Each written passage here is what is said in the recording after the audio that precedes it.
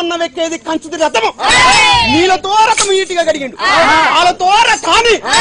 శుద్ధిగా కడిగిండు